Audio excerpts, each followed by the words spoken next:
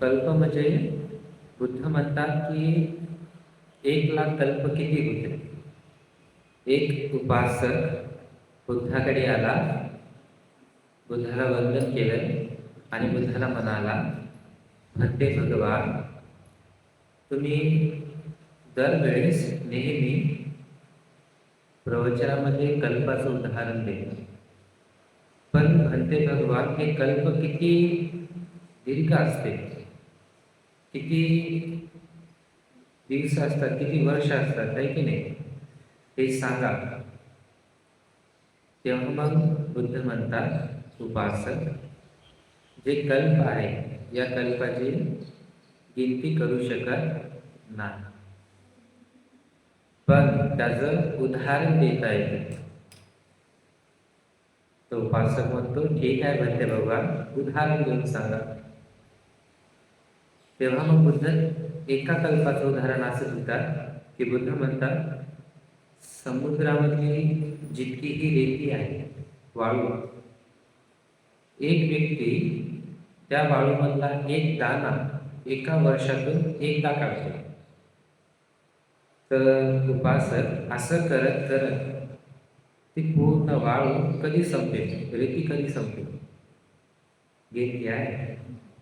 बुद्ध म्हणतात, ती रेती जरी संपली तरी एक कल्प संपणं मुश्किल, इतका दीर्घ काळ एक कल्प असतो. तर असे एक कल्प का, चार असंख्य की त्याची गिनतीच नाही, असंख्य आहे. आणि 1,00,000 कल्प. आपल्याला काय वाटते, इथून बुद्धाची सुरुवात झाली, पण त्याच्या चार असंख्य 1,00,000 कल्पाच्या आधी 20 कल्पा आधी बुद्धाने संकल्प घेतला. समजलं? जेव्हा सुमेध तपस्वी, ते कोणते बुद्ध होते की त्यांच्या चरणावर संकल्प घेतला, दीपंकर है ना. तिथून 20 कल्पा आधी संकल्प घेतला. कशाचा? बुद्धत्वाचा. ते संकल्प कसा घेतला, काय घेतला, ते आता आपण जातक मार्फत सांगणार, एकदम एकदम विस्मित. तर बघा, त्या 20 कल्पा आधी, चार असंख्य 1,00,000 कल्पाच्या आधी, आणि तिथून एक दीर्घ 20 कल्प च्या आधी एक मोठं राज्य होतं. त्या राज्यामध्ये एक छोटासा परिवार, त्या परिवारामध्ये 2 जण होते, त्याची आई आणि त्यांचा मुलगा. त्या मुलाचा जो पिताजी होता तो मरण पावला होता. तर काही कारणास्तव हे दोघंही जण, माता आणि पुत्र, दुसरीकडे कामाच्या निमित्ताने जात होते आणि जहाजाने जात होते, नाव आहे की नाही, बोटी, त्यांनी जात होते समुद्र मार्गाने. तर जात असताना काय झालं, समुद्राच्या जसेही मधोमध जहाज गेला तर त्या जहाजामध्ये छद्र पडलं आणि पाणी पूर्ण जहाजामध्ये येत होतं. काही वेळानंतर ते पूर्ण जहाज काय डुबलं. तर त्या जहाजामधले अनेक लोक डुबले, याची माताही डुबली, हेही डुबलं, आहे की नाही. जसेही हे बुडत बुडत जमिनीला टेकलं समुद्राच्या, तेव्हा लक्षात आलं, काय, अरे माझी आई पण डुबत आहे, मला माझ्या आईला वाचवलं पाहिजे, काहीतरी केलं पाहिजे. लगेच आपल्या शरीराची पूर्ण ताकद एका जागी आणली आणि लगेच त्या समुद्राच्या वर निघाला. जसेही निघाला ते इकडे तिकडे आपल्या आईला शोधत होता. जशी आई दिसली, आईकडे गेला आणि आपल्या आईला आपल्या खांद्यावर घेतलं. जसेही आपल्या आईला खांद्यावर घेतलं तर मनामध्ये ठाणलं, काय ठाणलं, आता काही पण हो, ते माझ्या शरीरातून माझा प्राण का निघून जाईना, काही पण हो, पण मी माझ्या आईला वाचवलं वाचवलं. असा संकल्प घे. आईला खांद्यावर घेतलं आणि निघाला समुद्राच्या काठापर्यंत जाण्यासाठी. सांगा, सोपी गोष्ट आहे ना? आणि वरून पाणी चालू. रोज पोहत आहे. रोज मध्ये किती? दिवसभर पोहत आहे, रात्रभर पोहत आहे. दिवस रात्र करत करत किती 6वा दिवस निघला. जसेही 6वा दिवस निघला ना, तर ही गोष्ट एका ब्रह्माने पाहिली. तो ब्रह्म चिंतन करत होता की सम्यक समुद्र किती दुर्लभ आहे की नाही, त्यांची उत्पत्ती किती दुर्लभ आहे. तो ब्रह्मा चिंतन करत होता. तर तेव्हा त्या ब्रह्माने कोणाला पाहिलं? या मुलाला, की लगातार हे मुलगा रात्रदिवस आपल्या आईला वाचवण्यासाठी पहत आहे. तेव्हा त्या ब्रह्माला वाटलं, हे आपल्या आईला वाचवण्यासाठी किती दृढतेने मेहनत करत आहे, श्रम करत आहे. याच्या मनामध्ये जर बुद्धत्वाचा अंकुर टाकून दिला, तर हे ते संकल्प पूर्ण करू शकेल, आहे की नाही? जसेही तो ब्रह्मा बनतो, काय करतो? त्या मुलाच्या मनामध्ये ते बुद्धत्वाचा अंकुर टाकतो. जसेही टाकला आणि त्या ब्रह्माच्या महानुभव बलाने ते 7व्या दिवशी आपल्या आईला समुद्राच्या काठाला घेऊन पोहोचले आणि आपल्या आईचा प्राण वाचवला, जीव वाचवला. त्या जसेही वाचवला ना, काठाला पोहोचले, तर त्याच्या आईने इतकी खुश झाली, ते इतकी प्रसन्न झाली की माझ्या पुत्राने मला वाचवलं. आपल्या पुत्राला लय जोशात मिठी मारली, आहे की नाही? खूप जोशात मिठी मारली आणि म्हणाली की पुत्रा, जसं तुम्हाला या समुद्राच्या पाण्यापासून वाचवलं आहे, समुद्रामध्ये डुबून मरणार होतो, पण तरी समुद्राच्या बाहेरून मला काढलाय, मला वाचवलं आहे. तसंच या जगातील प्रत्येक मनुष्याला, प्राणीला तू मुक्तीचा मार्ग दाखव, अरहंत पदाचा मार्ग दाखव, आहे की नाही? तू बुद्ध बन, तू बुद्ध बन. ते पुत्र विचार करते, हीच गोष्ट माझ्याही मनात आली, आहे की नाही? हीच गोष्ट काय माझ्याही मनात आली. तेव्हा त्याला संकल्प घेतला की मला काय करायचं आहे? बुद्ध बनायचं, बुद्ध. त्या जन्मामध्ये आपल्या आईची सेवा करत करत राहिला, पण तिथून 20 कल्पाच्या नंतर, किती?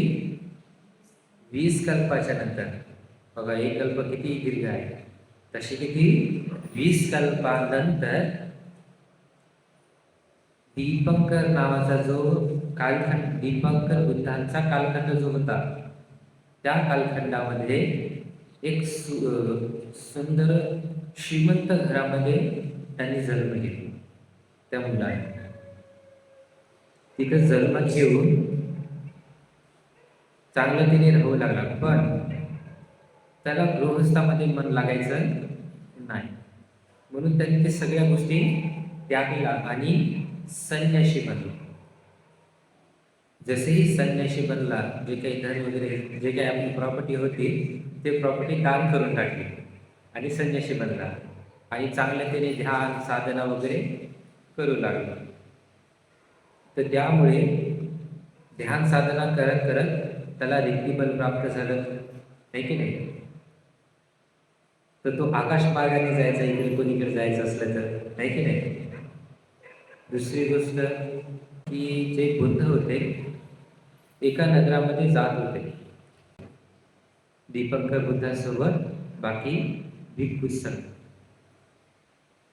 तर जात असताना त्या गावातले जे लोक आहेत त्या नगरातले ते सर्व लोक काय एकदम सण साजरा केल्यासारखं पूर्ण नगर एकदम स्वच्छ करत होते, है की नाही.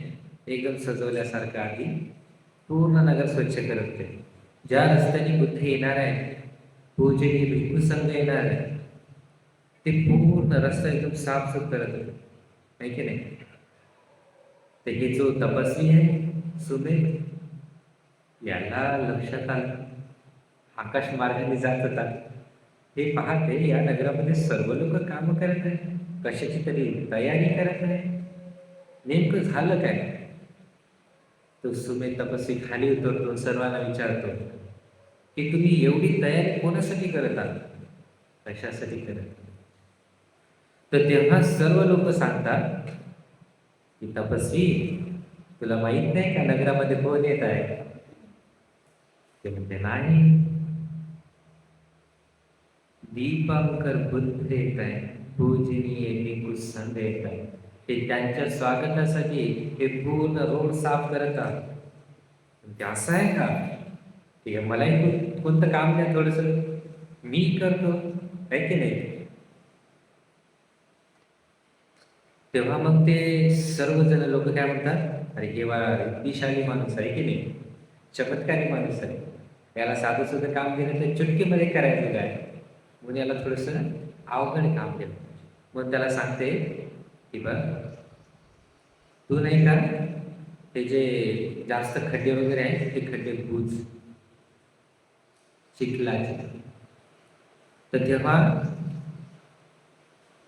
ते काय करते, विचार करते, मनन करते, हे मी आपल्या रीतिबलाने नाही, माझ्या रीतिबलाने मी हे करणार नाही. रीतिबलाने केले ते एका चुटकीमध्ये होते, पण मी माझ्या बाहुबलाने करेन, मी माझ्या शरीराच्या ताकदीने करेन. तेव्हा मग काय घेतलं, ते पावडर आणि जे काही साहित्य ते घेतलं आणि लागलं खड्डे बुजवलं. जसेही खड्डे बुजवणं चालू केलं, काही झाले बुजून, तेवढ्यातच त्या तपस्वीला दुरून येताना दीपंकर बुद्ध दिसलं. जसही बुद्ध दिसले त्याला वाटते, अरे बाप, बुद्ध इथपर्यंत येईपर्यंत हे खड्डा माझा राहून जाईल, काय करू. बुद्ध आले, लगेच लक्षात येते बुद्धाचे पाय, दीपंकर बुद्धाचे पाय मी या चिखलात पडू देणार नाही. लगेच झोपला, नाही की नाही, कुठं त्या चिखलामध्ये झोप. आणि हातामध्ये कमळाचं फूल घेऊन याचना करतो की मला सुद्धा काय तुमच्यासारखं बुद्ध बनायचं, आहे की नाही. मनावर ही गोष्ट कोण पाहते, दीपंकर बुद्ध पाहतो.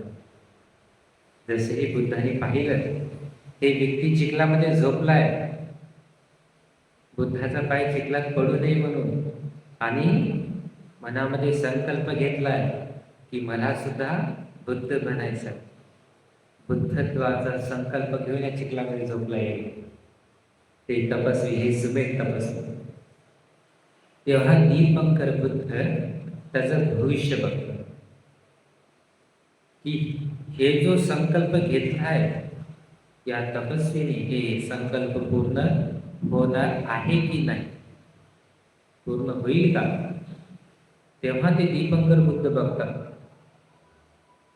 की इथून पुढे 4 असंख्य 1,00,000 कल्पानंतर हे गौतम नावाचा सम्यक संबोधन,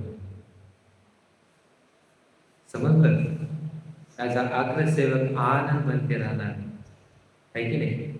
धर्माचा धर्म सेनापती सारिपुत्र राहणार, अरहंत सारिपुत्र, धर्माचे द्वितीय धर्म सेनापती अरहंत मंगलान म्हणते राहणार, धर्माचे द्वितीय धर्म सेनापती अरहंत महाकाश म्हणते. जसेही पाहतात तेव्हा मग बुद्ध सांगतात, आपल्या भिक्षू सांगाल. कोणते बुद्ध? दीपंकर बुद्ध सांगतात की भिक्षूंनो, हे जे चिखलामध्ये झोपला आहे हे तपस्वी, हे सुमेध तपस्वी बुद्धत्वाचा संकल्प घेऊन, हे सुमेध तपस्वी 4 असंख्य 1,00,000 कल्पानंतर गौतम नावाचा सम्यक संबुद्ध होता. गौतम नावाचा सम्यक संबुद्ध होता. जसंही बुद्धाने ते भिक्षूंना सांगितलं तर बुद्ध काय करतात? आशीर्वाद करतात. कोणाला? तर सुमेध तपस्वीला आशीर्वाद करतात आणि तिथून पुढे गेले. जसेही पुढे निघाले, हे जे सुमेध तपस्वी आहे त्याच ठिकाणी बसतो आणि मनन करू लागतो की बुद्धांनी मला सांगितलंय, दीपंकरे, बुद्धांनी मला सांगितलंय की 4 असंख्य 1,00,000 कल्पानंतर मी गौतम नावाचा सम्यक संबुद्ध होईल. बुद्धाची वाणी कधी खोटी निघत नाही. म्हणजे मी बुद्ध होणार आहे. तर ठीक आहे, मग आता बुद्धत्वासाठी मला इथून मेहनत करणं चालू करावं लागेल. मला नेमकं करायचं काय आहे? चिंतन मनन करतो आणि विचार करतो की आता मी नेमकं करू काय. तेव्हा त्याला लक्षात येते की आता मला काय करायचं आहे? दान पारमिता, सील पारमिता, निष्कर्म पारमिता, निम्म पारमिता, अशा किती 10 पारमिता मला पूर्ण करायच्या आहे. आणि तिथून संकल्प घेऊन हे 10 पारमिता मी पूर्ण करेल. या संसारामध्ये राहत राहत मी हे 10 पारमिता पूर्ण करेल असा संकल्प घेतला. आणि तिथून पारमिता आचरण करण्यासाठी, पारमिता पूर्ण करण्यासाठी मेहनत करणं चालू केलं. संकल्प करून घेतला, 20 कल्प आली आणि 20 कल्पाच्या नंतर पारमिता पूर्ण करण्यासाठी मेहनत सुरू केली. कोणी? सुमेध तपस्वी आणि त्या मुलाने. असं करत करत पारमिता पूर्ण केली. पूर्ण हे जे काही जग आहे की नाही, पूर्ण पृथ्वी हलू हलू दान पुण्य करून शेवटच्या जन्मामध्ये वैसंतर जातक आहे, त्याच्यामध्ये शेवटचा जन्म सांगला वैसंतर जातक मध्ये. तर त्या जन्मामध्ये आपली पत्नी लेकरं वगैरे दान करून, एकदम सुंदर दान आदी करून तिथून मरण पावून तुसित देवलोकामध्ये उत्पन्न झाले. ते बोलीसत्व तुसित देवलोक. त्या तुसित देवलोकामध्ये संतुसित नाव पडलं. संतुसित नाव पडलं त्या बोधिसत्वाचं. आणि जसेही नाव पडलं तर जसेही बुद्धत्वासाठी जन्म घ्यायचा आहे, म्हणजे सिद्धार्थ म्हणून जन्म घ्यायचा आहे, तर त्या आधी 2 चक्रवाल, एक चक्रवाल नाही, दोन्ही चक्रवालामधले सर्व देवता लोक आले, करोडो देवता येऊन याचना करतात. म्हणतात, कालो यंते महावीरो उपज्य मातु पुच्छिया.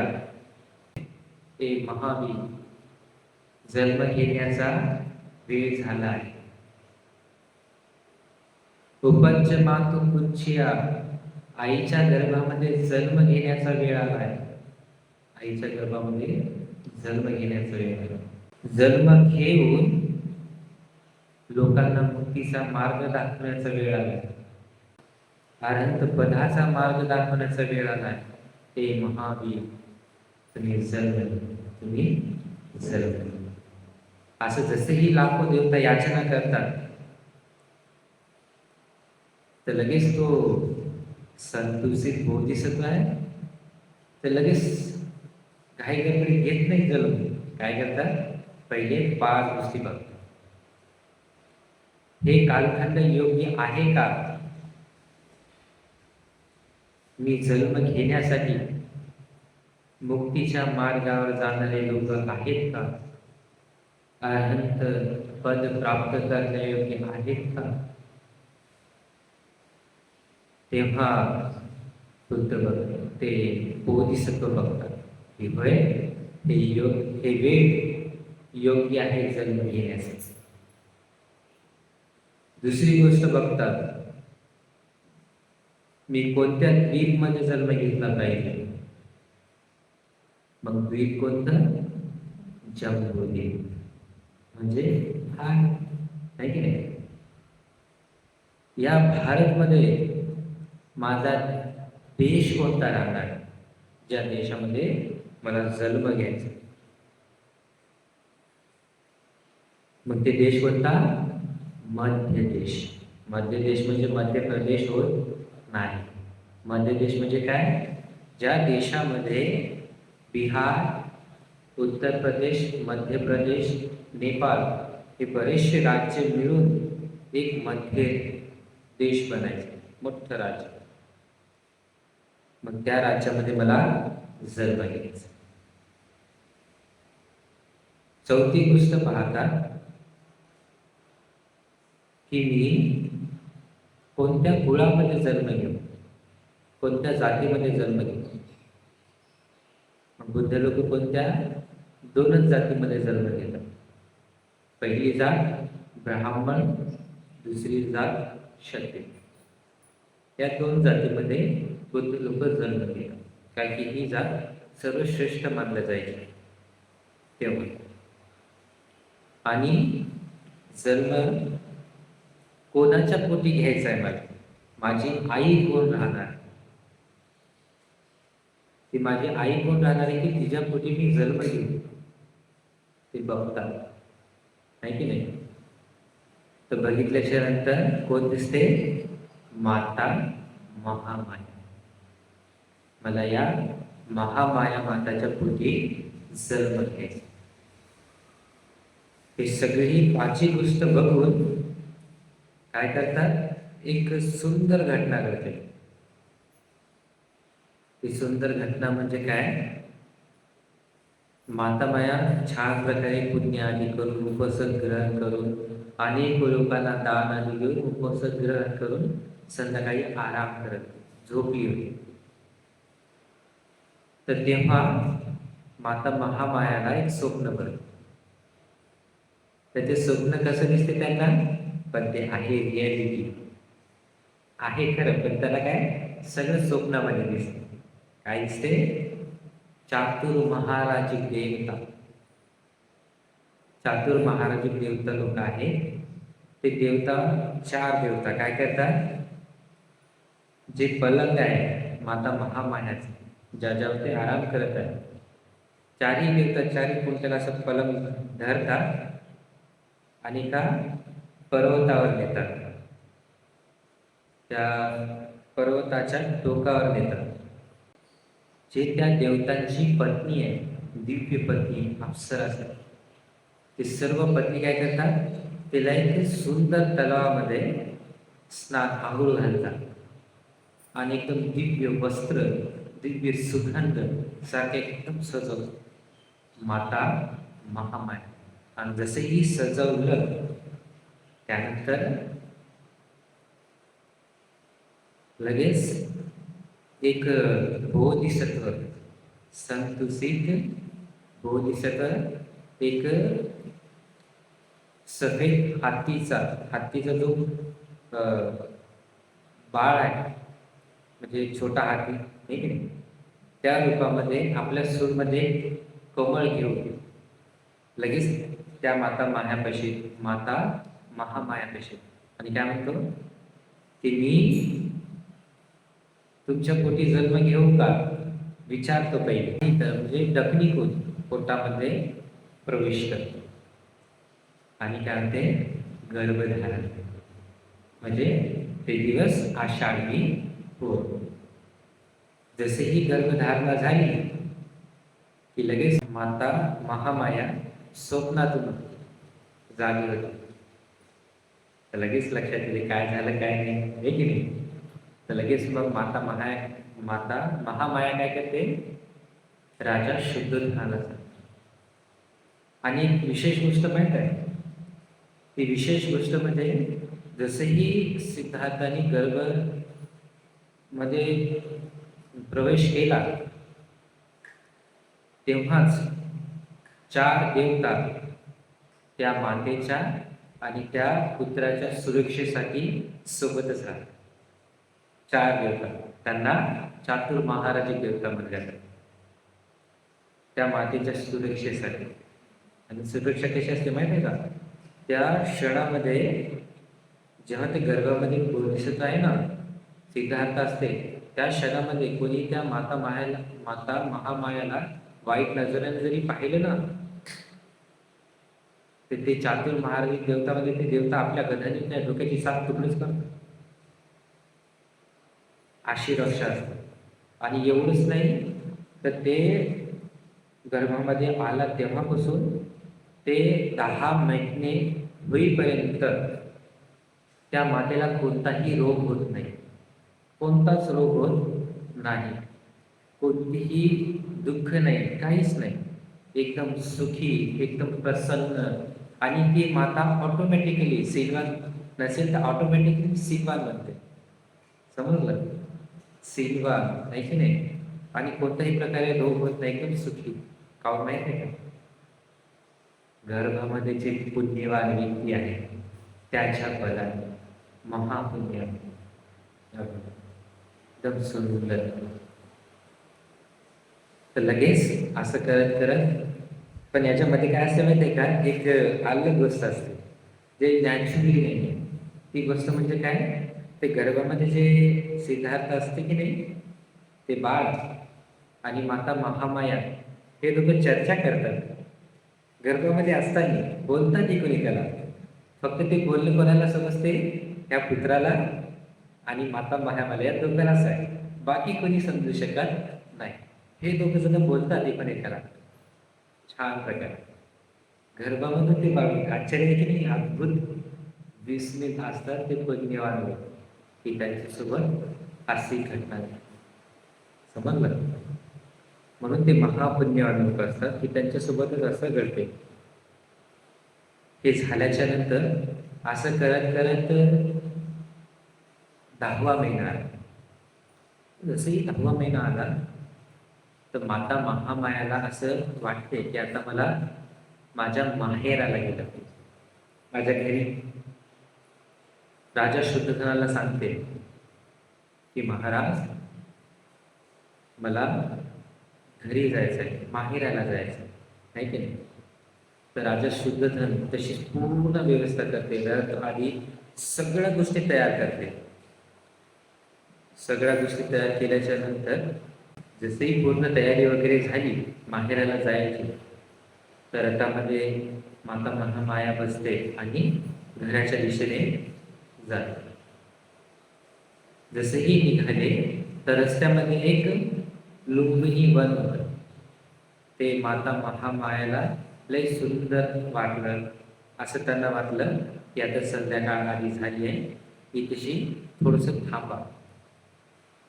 म्हणून ते लुंबिनी वनामध्ये गेले. जसेही लुंबिनी वनामध्ये गेले, तर माता महामाया तिथून फिरत होते. जसेही फिरत होती, तर तेवढ्यातच माता महामायाच्या पोटामध्ये दुखणं चालू झालं. तर लगेच जसंही गळ्यातून आवाज निघाला, तसंच सर्व दास दासी पळत पळत येतात आणि आजूबाजूला वस्त्र बांधतात. आणि तेवढ्यातच ऑटोमॅटिकली एक झाड होतं, ज्या झाडाखाली माता महामाया थांबली होती. तर ऑटोमॅटिकली एक झाडाची जी फांदी आहे ते माता महामायाच्या हातामध्ये, आपोआप ते फांदी सुटते हातामध्ये. पुण्यवान कसे लोक असतात, पुण्य असा आहे, ऑटोमॅटिकली येते. आणि तेवढ्यामध्येच काय होते, एक अद्भुत विस्मित सिद्धार्थ जन्म घेतो, आहे की नाही? आणि जसेही जन्म घेते ना, तर हे पूर्ण पृथ्वी, हे पूर्ण जमीन एकदम प्रसन्न होते. ज्या झाडाला पूर्ण सुकले आहे ते झाड पूर्ण हिरवेगार होतात. ज्या झाडाला फुलं नाही त्या झाडाला ऑटोमॅटिकली फुलं येतात. पूर्ण समुद्रामध्ये जितकं पाणी आहे पूर्ण इकडे तिकडे चिलचिल होते. जितकं चिमण्या आहेत, कावळे आहेत, जितके प्राणी आहेत ते खुशीनं आवाज काढतात, आहे की नाही? एकदम मेघाकुल देवता एकदम खुशीने एकदम पाऊस पाडतात. एकदम सुंदर दृश्य आणि दिव्य सुगंध सगळीकडे फैलते. सगळ्या दिशांनी दिव्य सुगंध फैलते. आणि जसेही तो सिद्धार्थ जमिनीवर पाय ठेवतो, तर हे धरती माता जे आहे, है की नाही, ते काय करते, जमिनीतून फूल काढते कमळाचे. जसेही बाळाचा पाय पडला सिद्धार्थाचा, तर जमिनीतून फूल निघते. दुसरा पाय काढला तर जमिनीतून फूल निघते. तिसरा पाय काढला तर जमिनीतून. असे किती? 7 पाऊल, है की नाही? जसेही 7 पाऊलं काढले, तर तेव्हा ते सिद्धार्थ एकदम घोषणा करतात की त्या घोषणेमुळे सर्व देवता, दिव्य लोकातील देवता, सर्व मनुष्य लोकांचे सर्व प्राणी एकदम खुशी, एकदम प्रसन्न होतात. अशी घोषणा करतात, एकदम विस्मित. आलं लक्षात? ती घोषणा आपण उद्याच्या भागात पाहू. आलं लक्षात? म्हणा साधू साधू साधू. नमो बुद्धाय.